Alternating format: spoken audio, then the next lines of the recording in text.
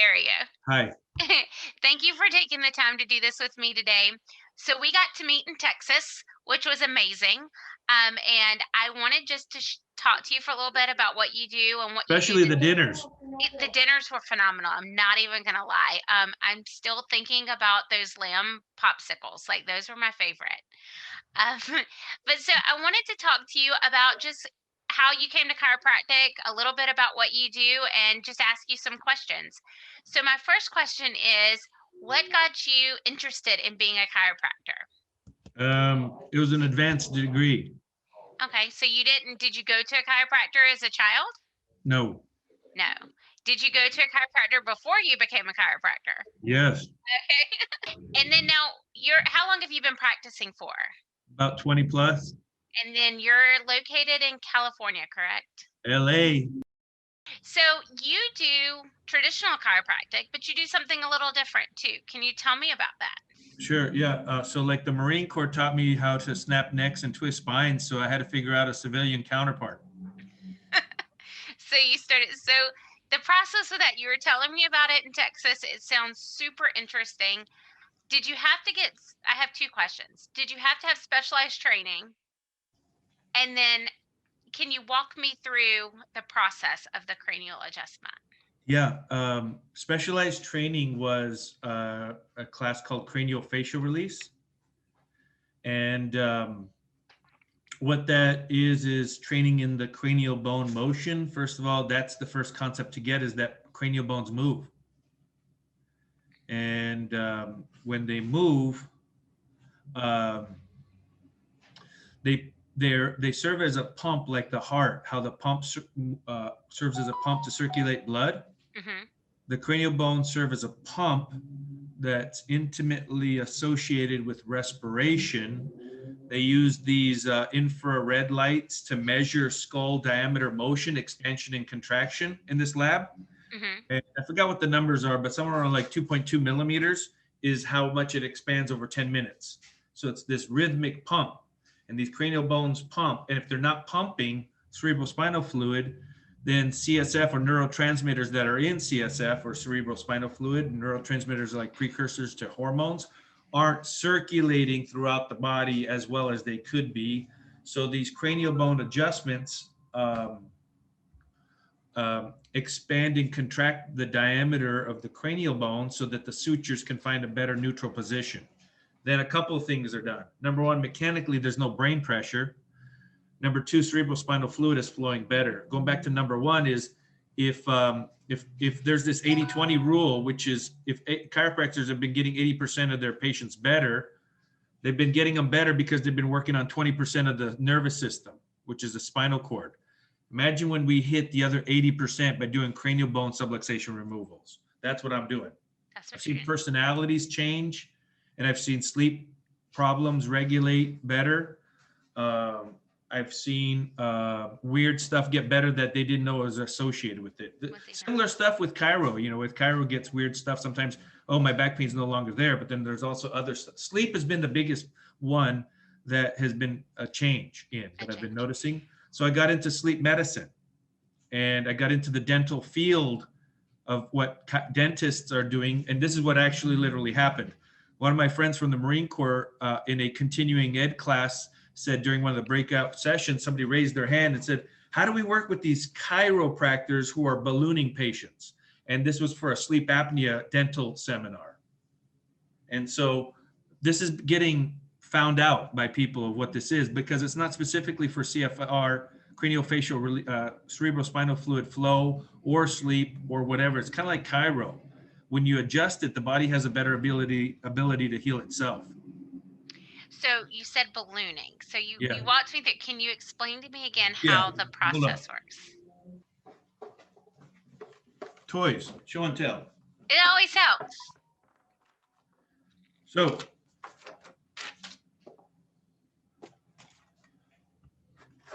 look at that bad boy.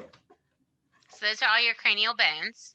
Those are your cranial bones exploded. So you can kind of see that they're not one bone.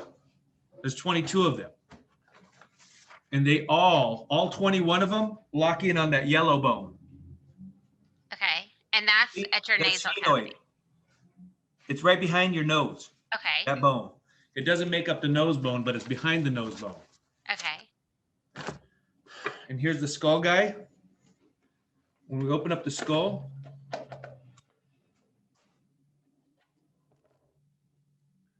don't know if you see skull anatomy or not, but see that line right there? Yep.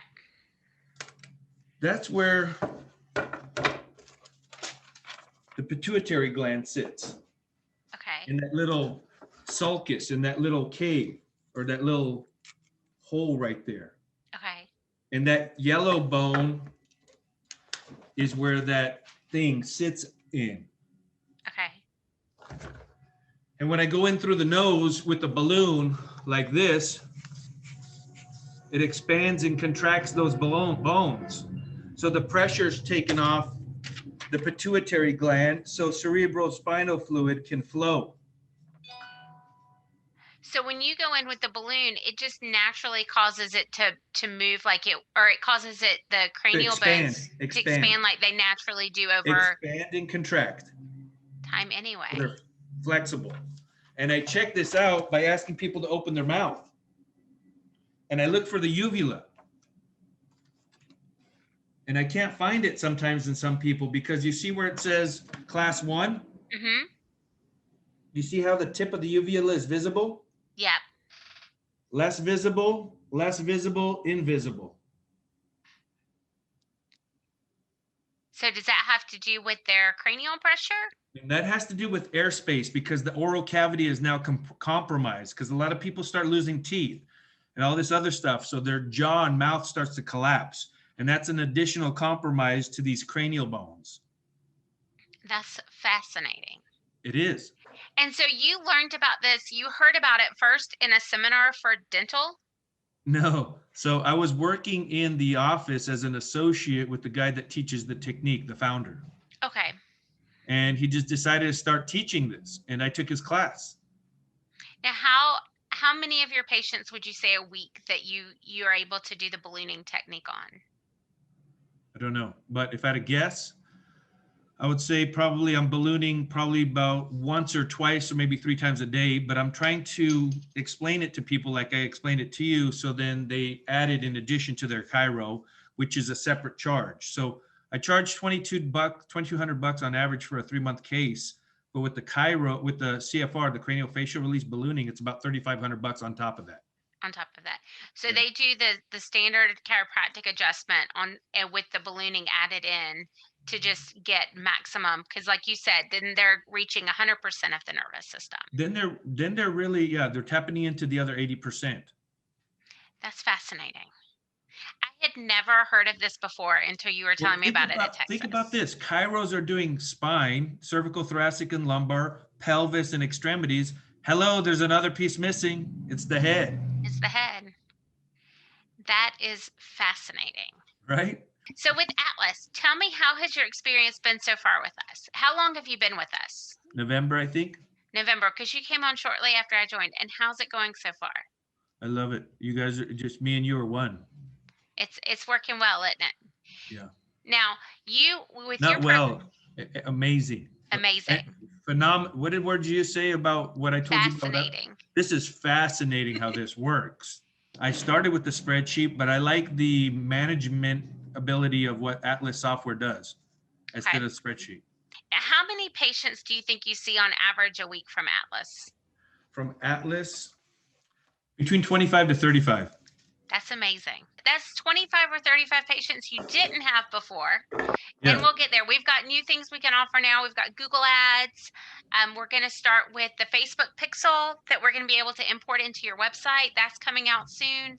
So we're going to have so many more offerings for you to be able to maximize it's a very symbiotic relationship between like Facebook and Google. So we're going to be able to build on how we market for you, which I think will only help you grow, especially with the cranial adjustments. You can actually keep your Facebook ads going, but do Google ads that are specific towards the cranial adjustments. And I want to look for patients for sleep apnea that are looking for non-pharmaceutical, non-surgical, non-equipment based to sleep apnea solutions. Perfect. And we can do that. That would be the perfect niche for a Google ad, so that it doesn't mess up that lead flow you've got coming in for your Chiro ads, but it also just gives another way to get your practice out there. So if they're in LA and they look up sleep apnea or anything like that, we can start targeting them and help get that group of patients in as well. That's awesome. So, Dr. Robert, I appreciate you taking the time to talk to me today, and I appreciate getting to learn more about what you do. Because, like I told you, in Texas, I grew up with chiropractic, and to learn something new is just, I can't think of another word other than fascinating. I got home from Texas, and the first thing I did was call my dad, and I was like, "Have you ever heard of this?" And he hadn't.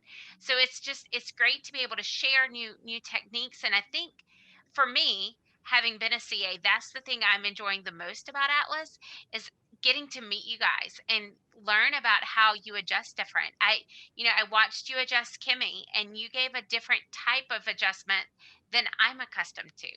And those are the things that I think has been phenomenal for me to learn more about chiropractic when I thought I already knew so much.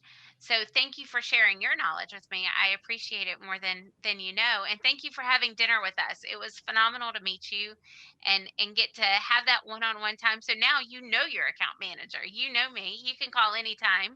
And we have, I feel like now every time we go to Texas, you're kind of stuck coming because we're going to expect you to go to dinner with us. Cool. Well, Dr. Robert, thank you for today. I appreciate your time, and I hope you have a fabulous Tuesday. Thank you so much. All right, bye. Have a great Bye. day.